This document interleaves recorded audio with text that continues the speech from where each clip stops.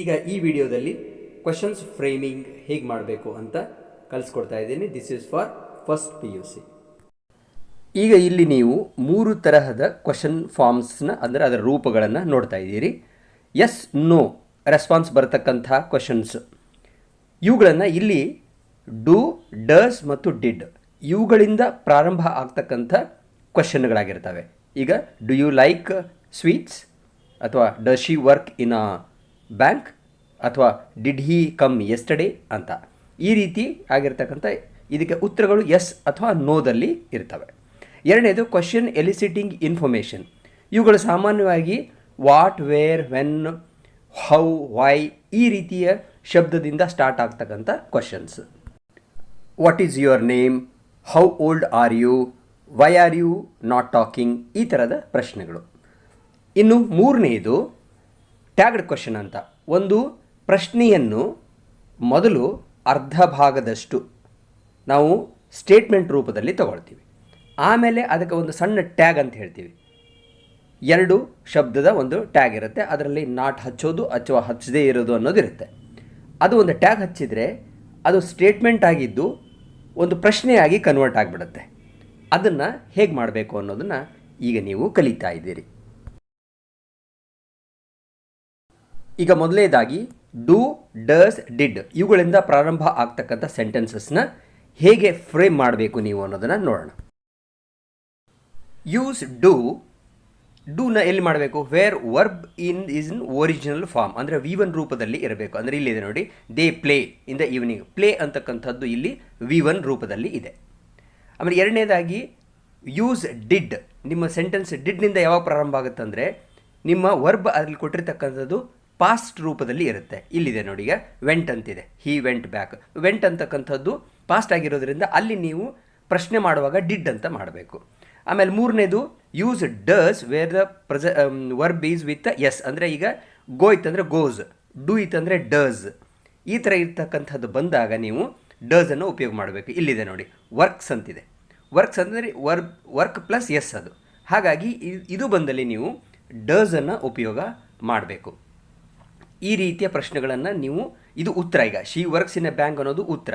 ಇದಕ್ಕೆ ಪ್ರಶ್ನೆ ಹೇಗೆ ಕೇಳಬೇಕು ಅಂದಾಗ ಡಸ್ ಉಪಯೋಗ ಮಾಡಬೇಕು. ಸೊ ಪ್ರಶ್ನೆ does she work in a bank ಅಂತ ಆಗತ್ತೆ.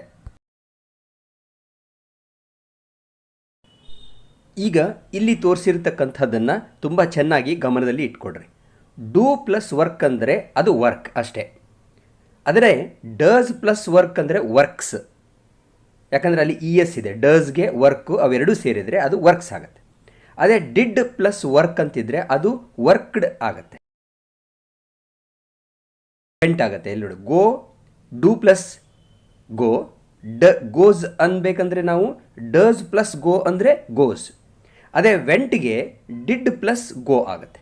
ಅಂದರೆ ಡಿಡ್ ಪ್ಲಸ್ ಗೋ ಅನ್ನೋದೇ ವೆಂಟ್, ಬೇರೆ ಬೇರೆ ಏನಲ್ಲ ಅವು.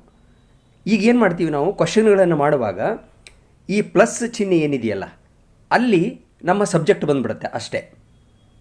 ಭಾಳ ಚೆನ್ನಾಗಿ ಜ್ಞಾಪಕ ಇಟ್ಕೊಡ್ರಿ. ಈಗ ಡೂ ಪ್ಲಸ್ ಗೋ ಅಂತಿದೆಯಲ್ಲ, ಪ್ರಶ್ನೆಗಳನ್ನು ಮಾಡುವಾಗ ಡೂ ಮೊದಲು ಬರುತ್ತೆ, ಗೋ ನಂತರ ಬರುತ್ತೆ. ಈ ಪ್ಲಸ್ ಚಿಹ್ನೆ ಇದೆಯಲ್ಲ ಇಲ್ಲಿ ನಮ್ಮ ಸಬ್ಜೆಕ್ಟ್ ಬರುತ್ತೆ. ಹಾಗಾದರೆ ಮುಂದೆ ಈಸಿಯಾಗಿ ನಿಮಗೆ ಕ್ವಶನ್ ಮಾಡಲಿಕ್ಕೆ ಬರುತ್ತೆ. ಈಗ ಎಕ್ಸಾಮಿನೇಷನಲ್ಲಿ ನಿಮಗೆ ಇದನ್ನು ಟೆಸ್ಟ್ ಮಾಡಬೇಕಾದಾಗ ಈ ಥರ ಕೊಟ್ಟಿರ್ತಾರೆ, frame a question to each of the sentences given ಅಂತ. ಒಂದು ಸೆಂಟೆನ್ಸನ್ನು ಕೊಟ್ಟಿರ್ತಾರೆ, ಅದು ಉತ್ತರವಾಗಿರುತ್ತೆ. ನೀವು ಏನು ಪ್ರಶ್ನೆಯನ್ನು ಮಾಡಿದರೆ ಅದು ಉತ್ತರ ಬರುತ್ತೆ. ಅವೆಲ್ಲವೂ ಡೂ, ಡಸ್ ಅಥವಾ ಡಿಡ್ಡಿಂದ ಪ್ರಾರಂಭ ಆಗಿರಬೇಕು. They play in the evening. ನೋಡಿ, ಇದು ಒಂದು ಉತ್ತರ. ಇಲ್ಲಿ ಪ್ಲೇ ಅನ್ನೋದು ಇದೆ V1 ರೂಪದಲ್ಲಿ. ಹಾಗಾದರೆ ನಾವು ಏನು ಯೂಸ್ ಮಾಡಬೇಕು? ಡೂ ಇಂದ ಪ್ರಾರಂಭ ಮಾಡಬೇಕು. ಹಾಗಾದರೆ ನಮ್ಮ ಉತ್ತರ do they play in the evening ಆಗುತ್ತೆ. ಅರ್ಥ ಆಯ್ತಾ? ಈಗ ಡೂ ಯಾಕೆ ಬಂತು ಮತ್ತು ಪ್ಲೇ ಎರಡರ ಮಧ್ಯದಲ್ಲಿ ಸಬ್ಜೆಕ್ಟ್ ಬಂದಿದೆ. ಎರಡನೇ sentence, he went back. Vent ಅಂತ ನಾನು ಹೇಳಿದೆ ಡಿಡ್ ಪ್ಲಸ್ ಗೋ ಅಂತ. ಈ ಡಿಡ್ ಪ್ಲಸ್ ಗೋದ ಮಧ್ಯೆ ನಮಗೆ ಹೀಯನ್ನು ತಗೊಂಡ್ಬಿಟ್ರೆ ಆಯಿತು. ಹಾಗಾಗಿ ನಮ್ಮ ಉತ್ತರ ಏನಾಗಬೇಕು? ಡಿಡ್ ಹಿ ಗೋ ಬ್ಯಾಕ್ ಅಂತ ಆಗಬೇಕು. ಈಗ next sentence, she works in a bank. ನೋಡಿ, ವರ್ಕ್ಸ್ ಅನ್ನೋದು ಇದೆ ಅಂದಮೇಲೆ ನಾನು ಹೇಳಿದೆ ಇದು ಡಸ್ ಪ್ಲಸ್ ವರ್ಕ್ ಅಂತ. Does plus work. ಹಾಗಾದರೆ ಡಸ್ ಪ್ಲಸ್ ವರ್ಕ್ ಇವುಗಳ ಮಧ್ಯದಲ್ಲಿ ನೀವು ಶಿ ತಂದುಬಿಟ್ರೆ ಪ್ರಶ್ನೆ ಆಯಿತು. ಹಾಗಾಗಿ ನಿಮ್ಮ ಉತ್ತರ ಪ್ರಶ್ನೆ ಏನಾಗಬೇಕು, does she work in a bank? ಇಲ್ಲಿ ವಿಡಿಯೋ ನಿಲ್ಲಿಸಿ ಇವು ಎಲ್ಲವನ್ನು ಬರೆದುಕೊಳ್ಳಿ. He knew the fact. ನೋಡಿ, ನ್ಯೂ ಅಂತಕ್ಕಂಥ ಶಬ್ದ ಇದೆಯಲ್ಲ ಇಲ್ಲಿ, ಇದು ಡಿಡ್ ಪ್ಲಸ್ ನೋ. ಹಾಗಾಗಿ ನಿಮ್ಮ ಉತ್ತರ ಏನಾಗಬೇಕು, did he know the fact? ನೋಡಿ, ಇಲ್ಲಿ ತುಂಬ ಜನ ತಪ್ಪು ಮಾಡೋದು ಏನಂದರೆ did he knew the fact ಅಂತ ಕೇಳ್ತಾರೆ. No, it is did he know the fact. He goes to Delhi once in a month. ನೋಡಿ, ಗೋಸ್ ಅಂತಿದೆ ಅಂದರೆ ಡಸ್ ಪ್ಲಸ್ ಗೋ. ಹಾಗಾಗಿ ಏನಾಗಬೇಕು, does he go to Delhi once in a month? ಅದೇ ಥರ does he goes ಅಂತ ಹೇಳಬಾರ್ದು. ಈಗ next sentence, science students study physics. ನೋಡಿ, ಸ್ಟಡಿ ಅನ್ನೋದು V1 ಫಾರ್ಮಲ್ಲಿ ಇದೆ, ಹಾಗಾಗಿ ಡೂ ಸ್ಟಡಿ ಅಂತ ಆಗುತ್ತೆ. ಅಂದರೆ ಡೂ ಮತ್ತು ಸ್ಟಡಿಗಳ ಮಧ್ಯೆ ಸೈನ್ಸ್ ಸ್ಟೂಡೆಂಟ್ಸ್ ಬರಬೇಕು. ಅದು ನಿಮ್ಮ ಪ್ರಶ್ನೆ ಆಗುತ್ತೆ. ನೋಡಿ, do science students study physics ಅಂತಕ್ಕಂಥದ್ದು ಪ್ರಶ್ನೆ ಆಗುತ್ತೆ. ಈಗ ಕೂಡ ಇದನ್ನು ಇಲ್ಲಿ ವಿಡಿಯೋನ ನಿಲ್ಲಿಸಿಬಿಟ್ಟು ಇವೆಲ್ಲವನ್ನು ಬರೆಕೊಂಡು ಮತ್ತೆ ಸ್ಟಡಿ ಮಾಡಿ. ಈಗ ಎರಡನೇ ತರಹದ ಕ್ವಶನ್ ಫ್ರೇಮಿಂಗನ್ನು ಮಾಡೋಣ. ಅಂದರೆ question eliciting information or responses other than yes no. Yes no ಬಿಟ್ಟು. ಅಂದರೆ ಇವೆಲ್ಲವೂ WH ಪ್ರೊನೌನ್ಲಿಂದ ಸ್ಟಾರ್ಟ್ ಆಗ್ತಕ್ಕಂಥವು. For example, when did you come? ಇದಕ್ಕೆ ಉತ್ತರ ಏನಾಗಬೇಕು, ಡಿಡ್ ಕಮ್ ಅಂತ ಹೇಳಿದರೆ ಕೇಮ್ ಆಗಬೇಕು. ಸೊ ಐ ಕೇಮ್ ಯೆಸ್ಟರ್ಡೇ ಅಂತ. Where do you live? ನೋಡಿ, ಡೂ ಅಂತಿದೆ ಅಂದಮೇಲೆ ಇಲ್ಲಿ ಲಿವ್ ಅಂತಲೇ ಆಗಬೇಕು. I live at Ballari city ಅಂತ. Next sentence, how are you? ಇದಕ್ಕೆ ಉತ್ತರ ಐ ಆಮ್ ಫೈನ್ ಅಂತ. ಈಗ ನೋಡಿ, ಪ್ರಶ್ನೆಗಳಾದವು, ಅದಕ್ಕೆ ಉತ್ತರ ಕೊಟ್ಟರೆ. ಈಗ ನೀವು ಮಾಡಬೇಕಾಗಿದ್ದೇನೆಂದರೆ, ಏನು ಕಲಿಬೇಕಾಗಿದ್ದಂದರೆ, ಉತ್ತರಗಳನ್ನು ಕೊಟ್ಟಿರ್ತೀವಿ, ಬ್ಲೂನಲ್ಲಿದ್ದಾವಲ್ಲ ಅವನ್ನ ಕೊಟ್ಟಿರ್ತೀವಿ, ನಿಮಗೆ ಈ ಕಡೆ ರೆಡ್ಡಲ್ಲಿ ಇದೆಯಲ್ಲ ಅವುಗಳನ್ನು ಮಾಡಲಿಕ್ಕೆ ಬರಬೇಕು. ಅದನ್ನೇ ನೀವು ಇಲ್ಲಿ ಕಲಿತಕ್ಕಂಥದ್ದು. ಈಗ ನಿಮಗೆ ಟೆಸ್ಟ್ಸ್ ಆ್ಯಂಡ್ ಎಕ್ಸಾಮಿನೇಷನ್ನಲ್ಲಿ ಈ ರೀತಿಯಾಗಿ ನಿಮಗೆ ಟೆಸ್ಟ್ ಮಾಡ್ತಾರೆ. Frame a question in order to get the underlined portion as the answer ಅಂತ. ಅಂದರೆ ಒಂದು ಸೆಂಟೆನ್ಸ್ ಕೊಟ್ಟಿರ್ತಾರೆ, ಅದರಲ್ಲಿ ಯಾವುದೋ ಒಂದು ಪೋರ್ಷನನ್ನು ಅಂಡರ್ಲೈನ್ ಮಾಡಿರ್ತಾರೆ. ಆ ಅಂಡರ್ಲೈನ್ ಮಾಡಿರ್ತಕ್ಕಂಥದ್ದು ಉತ್ತರವಾಗಿ ಬರುವಂಗೆ ನೀವು ಪ್ರಶ್ನೆಯನ್ನು ಕೇಳಬೇಕು. ಅದು ಇಲ್ಲಿ ನೀವು ಕಲಿತಕ್ಕಂಥದ್ದು. ಸೊ ಈಗ ನಾನು ಮುಂದೆ ಕೊಡ್ತಿರ್ತಕ್ಕಂಥ ಎಕ್ಸಾಂಪಲಲ್ಲಿ ಒಂದು ಪೋರ್ಷನ್ ಅಂಡರ್ಲೈನ್ ಮಾಡಿರುತ್ತೆ, ಅದಕ್ಕೆ ತಕ್ಕ ಹಾಗೆ ನೀವು ಪ್ರಶ್ನೆಗಳನ್ನು ಹೇಗೆ ಮಾಡಬೇಕು ಅಂತ ಇಲ್ಲಿ ಕಲ್ತ್ಕೊಳ್ತೀರಾ. A man made a friendship with an elephant. ಇಲ್ಲಿ ಎ ಮ್ಯಾನ್ ಅನ್ನು ಅಂಡರ್ಲೈನ್ ಮಾಡಲಾಗಿದೆ. ಹಾಗಾದರೆ ಆನೆಯ ಜೊತೆಗೆ ಯಾರು ಫ್ರೆಂಡ್ಶಿಪ್ ಮಾಡಿದರು ಅಂತ ಪ್ರಶ್ನೆ ಆಗಬೇಕು. ಅಂದರೆ ಯಾರು ಅಂತಕ್ಕಂಥದ್ದು ಬರಬೇಕು ನಮಗೆ. ಸೊ ಈ ಸೆಂಟೆನ್ಸ್ ಹೂದಿಂದ ಸ್ಟಾರ್ಟ್ ಆಗುತ್ತೆ. Who made a friendship with an elephant. Next sentence same sentence ಇದೆ ನೋಡಿ, ಅಂಡರ್ಲೈನ್ ಮಾತ್ರ ಚೇಂಜ್ ಆಗಿದೆ. ಅ ಫ್ರೆಂಡ್ಶಿಪ್ ಅಂತ. ಏನನ್ನು ಮಾಡಿದ ಅಂದರೆ ಫ್ರೆಂಡ್ಶಿಪ್ ಮಾಡಿದ ಅಂತ ಬರುತ್ತೆ. ಹಾಗಾದರೆ ಏನು ಅಂತ ಕೇಳಬೇಕು ನೀವು. ಏನು ಅಂತ ಕೇಳಬೇಕಾದಾಗ ವಾಟ್ಲಿಂದ ಸ್ಟಾರ್ಟ್ ಆಗುತ್ತೆ. ಅಲ್ಲಿ ಮೇಲೆ ಮೇಡ್ ಅಂತ ಇದೆ, ಹಾಗಾದರೆ ಸ್ಪ್ಲಿಟ್ ಮಾಡಿದರೆ ಏನಾಗುತ್ತೆ, ಡಿಡ್ ಮೇಕ್ ಅಂತ ಆಗುತ್ತೆ. ಸೊ ಡಿಡ್ ಮೇಕ್ದ ಮಧ್ಯದಲ್ಲಿ ಅ ಮ್ಯಾನ್ ಅಂತ ಬಂತು ನೋಡ್ರಿ. ಈ ರೀತಿ ಇದನ್ನು ಫ್ರೇಮ್ ಮಾಡಬೇಕು ನೀವು. ಈಗ ಮೇಲಿನ ಬ್ಲೂ ಸೆಂಟೆನ್ಸಲ್ಲಿ ಅ ಮ್ಯಾನ್ ಮೇಕ್ಸ್ ಅಂತ ಇತ್ತು ಅಂತ ತಿಳ್ಕೊಳ್ಳಿ. ಅವಾಗ ಏನಾಗುತ್ತೆ, ಅದು ಡಸ್ ಅಂತ ಆಗುತ್ತೆ, ಡಿಡ್ ಅಂತ ಆಗಲ್ಲ. ಇನ್ನೊಂದು ವಿಷಯ ತುಂಬ ಚೆನ್ನಾಗಿ ಗಮನಿಸಬೇಕಾಗುತ್ತೆ ಅಂದರೆ, ನೀವು ಪ್ರಶ್ನೆಯನ್ನು ಮಾಡಿದಾಗ ಅಂಡರ್ಲೈನ್ ಮಾಡಿರ್ತಕ್ಕಂಥ ಪೋರ್ಷನ್ನು ಬರಬಾರ್ದು. ಆ ಪ್ರಶ್ನೆಯಲ್ಲಿ ಅದು ಇರಲ್ಲ, ಉತ್ತರವಾಗಿ ಅದರಲ್ಲಿ ಬಂದಿರುತ್ತೆ. ಅದಕ್ಕೋಸ್ಕರ what did a man make with an elephant ಅಂತ ಆಗುತ್ತೆ. The next sentence, the man built a huge hut ಅಂತ ಇದೆ. ಇಲ್ಲಿ ದ ಮ್ಯಾನ್ ಅನ್ನೋದನ್ನು ಅಂಡರ್ಲೈನ್ ಮಾಡಿದೆ. ಹಾಗಾದರೆ ಮನುಷ್ಯ ಕಟ್ಟಿದ ಅಂದರೆ ಯಾರು ಕಟ್ಟಿದ್ರು ಅಂದರೆ ಮನುಷ್ಯ ಕಟ್ಟಿದ ಅಂತ ಉತ್ತರ ಬರುತ್ತೆ. ಹಾಗಾದರೆ ಯಾರು ಅಂತ ಬರಬೇಕು ನಿಮಗೆ. ಸೊ ಹೂದಿಂದ ಸ್ಟಾರ್ಟ್ ಆಗಬೇಕು. Who built a huge hut. The next sentence, ಈಗ ಮತ್ತೆ ಅದೇ ಸೆಂಟೆನ್ಸ್ ತಗೊಳ್ಳೋಣ, ಆದರೆ ಬೇರೆ ಪೋರ್ಷನನ್ನು ಅಂಡರ್ಲೈನ್ ಮಾಡೋಣ. ಈಗ ಅ ಹ್ಯೂಜ್ ಹಟ್ ಅಂತ ಮಾಡೋಣ. ಆ ಮನುಷ್ಯ ಒಂದು ಬೃಹದಾಕಾರವಾಗಿರತಕ್ಕಂಥ ಗುಡಿಸಲನ್ನು ಕಟ್ಟಿದ. ಏನನ್ನು ಕಟ್ಟಿದ ಅಂದರೆ ಗುಡಿಸಲನ್ನು ಕಟ್ಟಿದ ಅಂತ ಬರುತ್ತೆ. ಅದಕ್ಕೋಸ್ಕರ ಏನು ಅಂತ ಪ್ರಶ್ನೆ ಮಾಡಬೇಕಂದ್ರೆ ನೀವು ವಾಟ್ಲಿಂದ ಸ್ಟಾರ್ಟ್ ಆಗಬೇಕು. So your sentence would be what did the man build. ನೋಡಿ, ಇಲ್ಲಿ ಕೊನೆಯ ವರ್ಡ್ ಮೇಲೆ ಗಮನ ಕೊಡಿ. ಬಿಲ್ಟ್ ಇಲ್ಲ, ಬಿಲ್ಡ್ ಅಂತಾಗಿದೆ. ಯಾಕಂದರೆ did build is built. Did ಅನ್ನೋ ಪದ ಆಲ್ರೆಡಿ ಇದನ್ನು ಪಾಸ್ಟ್ ಆಗಿ ಮಾಡಿಬಿಟ್ಟಿರುತ್ತೆ. Now the next sentence, the lion ordered the elephant to form a commission. ಇಲ್ಲಿ the lion ಅನ್ನೋದನ್ನು ಅಂಡರ್ಲೈನ್ ಮಾಡಿದ್ದೀವಿ. ಈ ವಾಕ್ಯದ ಅರ್ಥ ಏನು? ಸಿಂಹ ಆನೆಗೆ ಒಂದು ಕಮಿಷನನ್ನು ಘಟನೆ ಮಾಡುವಂತೆ ಹೇಳಿತು ಅಂತ. ಈಗ ದ ಲೈನ್ ಅನ್ನೋದು ನಮಗೆ ಉತ್ತರವಾಗಿ ಬರಬೇಕು ಅಂತಂದರೆ ಯಾರು ಅಂತ ಕೇಳಬೇಕು. ಯಾರು ಆರ್ಡರ್ ಮಾಡಿದರು? ಹಾಗಾದರೆ ಇದು ಲೈನ್ ಆರ್ಡರ್ ಮಾಡಿತು, ಹಾಗಾಗಿ ಹೂಲಿಂದ ಸ್ಟಾರ್ಟ್ ಆಗಬೇಕು. ಹೂ ಬಂದಾಗ ಡಿಡ್ ಆರ್ಡರ್ ಅಂತ ಆಗಲ್ಲ, ಕೇವಲ ಆರ್ಡರ್ಡ್ ಅಂತ ಇರುತ್ತೆ. ಇದು ಕೂಡ ತುಂಬ ಚೆನ್ನಾಗಿ ಜ್ಞಾಪಕ ಇಟ್ಕೊಳ್ಳಿ. ಈಗ ಮತ್ತೆ ಅದೇ ಸೆಂಟೆನ್ಸ್ನ ತಗೊಳ್ಳೋಣ. ಈಗ ಇದರ ಬೇರೆ ಪೋರ್ಷನನ್ನು ಅಂಡರ್ಲೈನ್ ಮಾಡೋದು ನೋಡಿ. ಮೊದಲೇ ಸೆಂಟೆನ್ಸಲ್ಲಿ ಯಾರು ಆರ್ಡರ್ ಮಾಡಿದ್ರು ಅಂತಿತ್ತು, ಈಗ ಯಾರು ಯಾರಿಗೆ ಮಾಡಿದರು ಅಂತ ಬರುತ್ತೆ. ಹಾಗಾಗಿ ಇಲ್ಲಿ ಎಲಿಫೆಂಟಿಗೆ ಲೈನ್ ಮಾಡಿತು ಅಂತ. ಹಾಗಾದರೆ ನಮ್ಮ ಸೆಂಟೆನ್ಸ್ ಏನಾಗಿರಬೇಕು? Who did the lion order to form the commission ಅಂತ. ಇಲ್ಲಿ ಹೂ ಬದಲಾಗಿ whom did the lion order ಅಂದ್ರೂ ಕರೆಕ್ಟ್ ನೋಡಿ. ಈಗ ಮತ್ತೆ ಅದನ್ನೇ ಸೆಂಟೆನ್ಸ್ ತಗೊಳ್ತಾ ಇದ್ದೀನಿ, ಆದರೆ ಬೇರೆ ಪೋರ್ಷನನ್ನು ನಾವು ಅಂಡರ್ಲೈನ್ ಮಾಡ್ತಾ ಇದ್ದೀವಿ. ಈಗ ಇದು ಒಂದು ಕಮಿಷನನ್ನು ಘಟಿಸುವಂತೆ ಅದು ಆರ್ಡರ್ ಮಾಡಿತು ಅಂತಾಯಿತು. ಹಾಗಾದರೆ ಇದು ಉತ್ತರ ಬರಬೇಕಂದ್ರೆ ನಾವು ಏನಂತ ಕೇಳಬೇಕು? ಏನನ್ನು ಫಾರ್ಮ್ ಮಾಡಬೇಕು ಅಂತ ಕೇಳಿತು ಅಂತಂದಾಗ ಆವಾಗ ಈ ರೀತಿಯ ಉತ್ತರ ಬರುತ್ತೆ. ಏನನ್ನು, ಅದಕ್ಕೋಸ್ಕರ ನಿಮ್ಮ ಪ್ರಶ್ನೆ ಏನಾಗಬೇಕು? ವಾಟ್ಲಿಂದ ಸ್ಟಾರ್ಟ್ ಆಗುತ್ತೆ. ಎರಡನೇ ಶಬ್ದ ಡಿಡ್ ಬರಬೇಕು, ಯಾಕಂತಂದ್ರಲ್ಲಿ ಆರ್ಡರ್ಡ್ ಅಂತಿದೆ. ಹಾಗಾಗಿ ನಿಮ್ಮ ಪ್ರಶ್ನೆ ಕೂಡ ಪಾಸ್ಟ್ ಟೆನ್ಸಲ್ಲೇ ಇರಬೇಕಾಗಿದ್ದರಿಂದ ಡಿಡ್ ಅಂತ ಬರುತ್ತೆ. ಆಮೇಲೆ ಡಿಡ್ ಆದಮೇಲೆ ಇನ್ ಬಿಟ್ವೀನ್ ಲೈನ್ ಅಂತ ಆದಾಗ ಸಬ್ಜೆಕ್ಟ್ ಬಂದಾದಮೇಲೆ ಆರ್ಡರ್ಡ್ ಆಗಬಾರ್ದು, ಆರ್ಡರ್ ಅಂತ ಆಗಬೇಕು. ಈಗ ಇನ್ನೊಂದು ಎಕ್ಸಾಂಪಲ್ ತಗೋಣ. The narrator took classes from 9:30 PM. ಇಲ್ಲಿ ಉತ್ತರ 9:30 PM ಅಂತ ಬರಬೇಕು ಅಂದರೆ ಯಾವಾಗ ಕ್ಲಾಸ್ ತಗೊಳ್ತಿದ್ದ ಅಂತ ಆಗಬೇಕು. ಯಾವಾಗ ಅಂತಂದರೆ ವೆನ್. ಸೊ ನಿಮ್ಮ ಪ್ರಶ್ನೆ ವೆನ್ಲಿಂದ ಸ್ಟಾರ್ಟ್ ಆಗಬೇಕು. ಎರಡನೇ ಶಬ್ದ ಡಿಡ್ ಬಂತು, ಯಾಕಂತಂದರೆ ಇದು ಟುಕ್ ಅಂತಿದೆ. ಅಂದರೆ ಟುಕ್ ಬರಬೇಕಂದ್ರೆ ಡಿಡ್ ಟೇಕ್. ಸೊ ಡಿಡ್ ಟೇಕದ ಮಧ್ಯ ಸಬ್ಜೆಕ್ಟ್ ನ್ಯಾರೇಟರ್ ಬಂದಿದೆ. Next example, Rani didn't attend the classes because she was not well. Rani ಕ್ಲಾಸಸ್ಗೆ ಅಟೆಂಡ್ ಆಗಲಿಲ್ಲ, ಯಾಕೆಂದರೆ ಅವಳು ಆರಾಮವಾಗಿ ಇರಲಿಲ್ಲ. ಅಂದರೆ ನಿಮ್ಮ ಪ್ರಶ್ನೆ ವೈ ಇದರಿಂದ ಸ್ಟಾರ್ಟ್ ಆಗಬೇಕು. Why didn't Rani attend the classes, ಇದು ನಿಮ್ಮ ಪ್ರಶ್ನೆ. ಒಮ್ಮೊಮ್ಮೆ ಸರಿಯಾಗಿ ಅರ್ಥ ಆಗದೇ ಇರುವಾಗ ಕೆಲವು ಸ್ಟೂಡೆಂಟ್ಸ್ ಏನು ಮಾಡ್ತಾರೆ, because she was not well ಅನ್ನೋದನ್ನು ಕೂಡ ಬರೆದು ಆಮೇಲೆ ಕ್ವಶನ್ ಮಾರ್ಕ್ ಇಡ್ತಾರೆ. ಅದು ತಪ್ಪು. ಯಾವಾಗಲೂ ಅಂಡರ್ಲೈನ್ ಮಾಡಿರ್ತೀವಲ್ಲ ಆ ಪೋರ್ಷನ್ನು ಪ್ರಶ್ನೆಯಲ್ಲಿ ಬರೋದೇ ಇಲ್ಲ, ಯಾಕಂದರೆ ಆ ಪ್ರಶ್ನೆಗೆ ಅದು ಉತ್ತರವಾಗಿರುತ್ತೆ. ಈಗ ಇಲ್ಲಿ ನಿಮಗೆ 5 ಬೇರೆ ಬೇರೆ ಸೆಂಟೆನ್ಸ್ಗಳನ್ನು ಕೊಟ್ಟಿದ್ದೀನಿ. ಅವುಗಳಲ್ಲಿ ಒಂದೊಂದು ಪೋರ್ಷನ್ ಅಂಡರ್ಲೈನ್ ಆಗಿದೆ. ಅದಕ್ಕೆ ತಕ್ಕದಾದಂಥ ನೀವು ಪ್ರಶ್ನೆಗಳನ್ನು ಈಗ ಮಾಡಬೇಕು.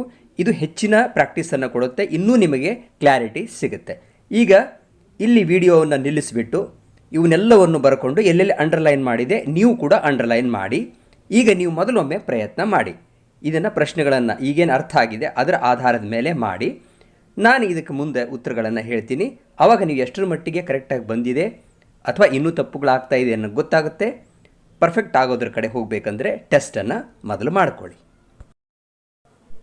ನೋಡಿ, ಮೊದಲನೇದರಲ್ಲಿ 800 ಅಂತಿದೆ, ಒಂದು ನಂಬರ್ ಇದೆ ಅಂದಾಗ ಎಷ್ಟು ಅಂತ ಕೇಳಬೇಕು. ಎಷ್ಟು ಅಂತ ಕೇಳಲಿಕ್ಕೆ ಪ್ರಶ್ನೆ ಹೌ ಮೆನಿ ಅಂತ. ಹಾಗಾದರೆ how many students are there in the school, ಇದು ನಿಮ್ಮ ಪ್ರಶ್ನೆ. Babar Ali was a head master at the age of 16. 16ನೇ ವಯಸ್ಸಿನಲ್ಲಿ, ಅಂದರೆ ಯಾವ ವಯಸ್ಸಿನಲ್ಲಿ ಅಂತ ಪ್ರಶ್ನೆ ಕೇಳಿದರೆ ನಿಮಗೆ 16ನೇ ವಯಸ್ಸಿನಲ್ಲಿ ಅಂತ ಬರುತ್ತೆ. ಯಾವ ವಯಸ್ಸು ಅಂತ ಕೇಳಬೇಕಾದಾಗ ಅಟ್ ವಾಟ್ ಏಜ್ ನಿಂದ ಸ್ಟಾರ್ಟ್ ಆಗಬೇಕು. ಹಾಗಾದರೆ at what age was Babar Ali a head master. Nicola was 13 years old. Nicola 13 ವರ್ಷದವನಾಗಿದ್ದ ಅಂತ. ಎಷ್ಟು ವರ್ಷದವನಾಗಿದ್ದ ಅಂತ ಕೇಳಬೇಕಾದಾಗ ಹೌ ಓಲ್ಡ್ ಅಂತ ಕೇಳಬೇಕಿಲ್ಲಿ. How old was Nicola. Next example, Nicola and Jacopo went to Poletta by cycle. ಪೊಲೆಟಾಗೆ ಸೈಕಲ್ ಮುಖಾಂತರ ಹೋಗ್ತಾ ಇದ್ರು, ಸೈಕಲ್ ತೊಗೊಂಡು ಹೋಗ್ತಾ ಇದ್ರು ಅಂತ. ಸೊ ನಮ್ಮ ಪ್ರಶ್ನೆ ಏನಾಗಬೇಕು, ಹೇಗೆ ಹೋಗ್ತಾ ಇದ್ರು, ಹೇಗೆ ಅಂತ ಅನ್ನೋದಕ್ಕೆ ಹೌ. ಹಾಗಾದರೆ ನಿಮ್ಮ ಪ್ರಶ್ನೆ ಹೌನಿಂದ ಸ್ಟಾರ್ಟ್ ಆಗಬೇಕು. How did Nicola and Jacopo go to Poletta. ನೋಡಿ, ಅಲ್ಲಿ ವೆಂಟ್ ಇತ್ತು, ವೆಂಟನ್ನು ಸ್ಪ್ಲಿಟ್ ಮಾಡಿದರೆ ಡಿಡ್ ಪ್ಲಸ್ ಗೋ ಆಗುತ್ತೆ, ಅದಕ್ಕೋಸ್ಕರ ಗೋ ಅಂತ ಬಂತು. Fifth sentence, Nicola and Jacopo lived in Verona city ಅಂತ. ಈಗ ವೆರೋನಾ ಸಿಟಿಯಲ್ಲಿ ವಾಸವಾಗಿದ್ದರು. ಇದು ಪ್ರಶ್ನೆ ಕೇಳಬೇಕಂದಾಗ ಎಲ್ಲಿ ಅಂತ ಕೇಳಬೇಕಾಗತ್ತೆ. ಎಲ್ಲಿ ವಾಸವಾಗಿದ್ದರು, ಎಲ್ಲಿ ಅನ್ನಲಿಕ್ಕೆ ವೇರ್. ಸೊ ನಿಮ್ಮ ಪ್ರಶ್ನೆ ಏನಾಗುತ್ತೆ, where did Nicola and Jacopo live. ಈಗ ನೆಕ್ಸ್ಟ್ ಫಾರ್ಮ್ ಬರ್ತಕ್ಕಂಥದ್ದು ಟ್ಯಾಗ್ಡ್ ಕ್ವಶನ್ಸ್ ಅಂತ. ಇದು ನಿಮಗೆ ಹೊಸದೇನಲ್ಲ, ನೀವು 10th ಸ್ಟ್ಯಾಂಡರ್ಡಲ್ಲಿ ಆವಾಗಲೇ ಓದಿದ್ರಿ.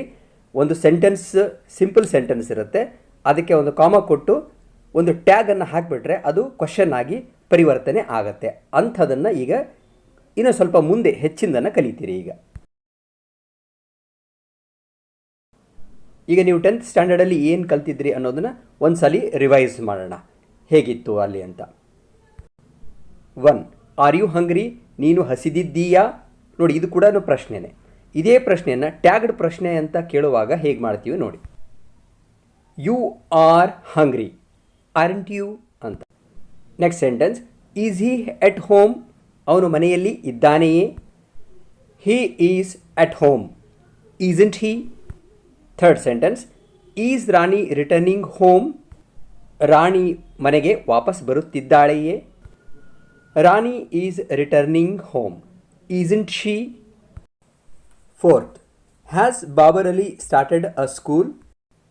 ಬಾಬರ್ ಅಲಿ ಒಂದು ಶಾಲೆಯನ್ನು ಪ್ರಾರಂಭ ಮಾಡಿದ್ದಾನೆಯೇ? ಸೊ ಟ್ಯಾಗ್ಡ್ ಕ್ವಶನ್ ಏನಾಗುತ್ತೆ, Babar Ali has started a school, hasn't he? ಈಗ ಇವೆಲ್ಲವನ್ನೂ ಒಂದು ಸರಿ ಬರ್ಕೊಂಡು ಮತ್ತೊಮ್ಮೆ ಕೂಲಂಕಷವಾಗಿ ನೋಡಿ, ಮತ್ತೊಂದು ಸಲ ಕೇಳಿ, ಆವಾಗ ನೀವು ಹಿಂದೆ ಮಾಡಿದ್ದೆಲ್ಲವೂ ನಿಮಗೆ ಜ್ಞಾಪಕಕ್ಕೆ ಬರುತ್ತೆ. ಅಂದಾಗ ನಾವು ಮುಂದಿನ ಎಕ್ಸಾಂಪಲ್ ತಗೊಂಡಾಗ ಕಲೀಲಿಕ್ಕೆ ತುಂಬ ಸುಲಭ ಆಗತ್ತೆ. ಹಿಂದಿನ ಸ್ಲೈಡಲ್ಲಿ ನೀವೆಲ್ಲ ಪಾಸಿಟಿವ್ ಸೆಂಟೆನ್ಸ್ ನೋಡಿದ್ರಿ.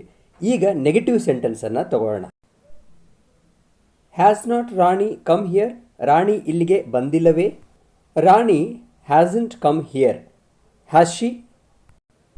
Was not Ravi selected? Ravi was not selected, was he? The third sentence, were some students not allowed? Some students were not allowed, were they? Next sentence, is he not in the party? He is not in the party, is he?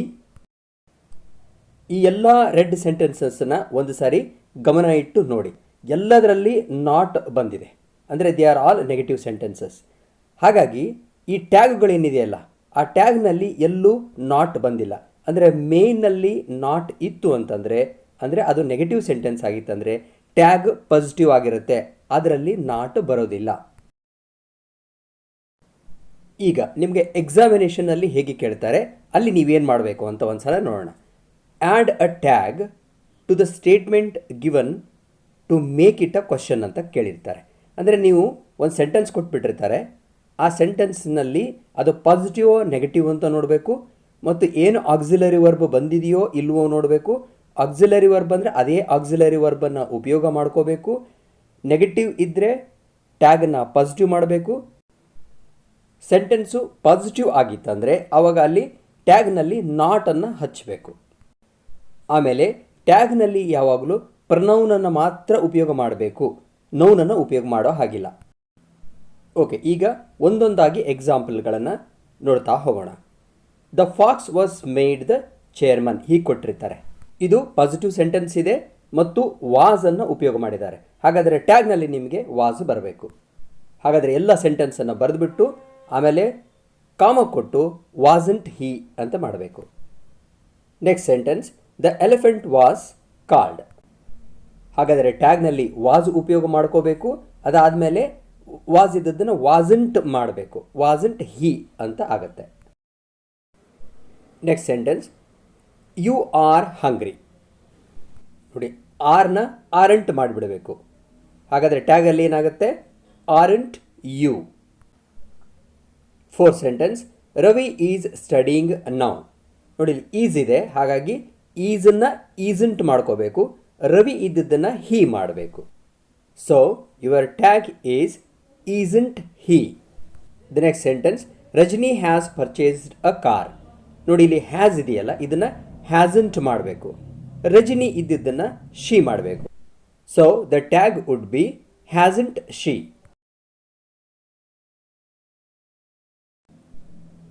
Sixth, the man was not happy. ನೋಡಿ ಇಲ್ಲಿದು not ಇದೆ, ಹಾಗಾಗಿ ನಿಮ್ಮ ಟ್ಯಾಗ್ನಲ್ಲಿ not ಬರಬಾರ್ದು, ಆದರೆ ವಾಸನ್ನು ಉಪಯೋಗ ಮಾಡ್ತೀರಿ, ಹಾಗಾಗಿ ವಾಸ್ ಹೀ ಆಗಬೇಕು. Next sentence, some people have not voted. Again ಇಲ್ಲಿ ಕೂಡ ನಾಟ್ ಇದೆ, ನಾಟನ್ನು ಉಪಯೋಗ ಮಾಡಬಾರ್ದು. ಪೀಪಲ್ ಇದ್ದಿದ್ದು ದೇ ಆಗುತ್ತೆ, ಹಾಗಾಗಿ have they and A question mark. The next sentence, he has never made any promise. ನೋಡಿ ನೆವರ್ ಅನ್ನೋದು ಮತ್ತೆ ನೆಗೆಟಿವನ್ನು ತೋರಿಸುತ್ತೆ. ಆಮೇಲೆ ಹ್ಯಾಸನ್ನು ಉಪಯೋಗ ಮಾಡಿದ್ದೀವಿ, ಸೊ ಹ್ಯಾಸ್ ಉಪಯೋಗ ಮಾಡ್ಕೊಳ್ಳಿ ಮತ್ತು ಹೀಯನ್ನು ಹಾಕಿಬಿಡಿ, has he. Ninth sentence, some girls are not going. ಟ್ಯಾಗ್ನಲ್ಲಿ ಆರ್ನ ಉಪಯೋಗ ಮಾಡ್ಕೊಳ್ಳಿ, ನಾಟನ್ನು ತೆಗೆದು ಹಾಕಿ, ಸಮ್ ಗರ್ಲ್ಸ್ ಇದ್ದಿದ್ದು ದೇ ಆಗತ್ತೆ. So your tag is are they. No last sentence, no rabbit had walked into it. No ಇರೋದ್ರಿಂದ ಇದು ಕೂಡ ನೆಗೆಟಿವ್ ಸೆಂಟೆನ್ಸ್, ಹಾಗಾಗಿ ಇಲ್ಲಿ ಹ್ಯಾಡನ್ನು ಉಪಯೋಗ ಮಾಡಿಕೊಳ್ಳಿ ಮತ್ತು ಇಟ್ಟನ್ನು ಹಾಕಿಬಿಡಿ, ಹ್ಯಾಡ್ ಇಟ್. ಇಲ್ಲಿ ವಿಡಿಯೋ ನಿಲ್ಲಿಸಿಬಿಟ್ಟು ಇವು ಎಲ್ಲವನ್ನು ಒಂದು ಸಾರಿ ಚೆನ್ನಾಗಿ ಬರೆದಿಟ್ಕೊಳ್ಳಿ.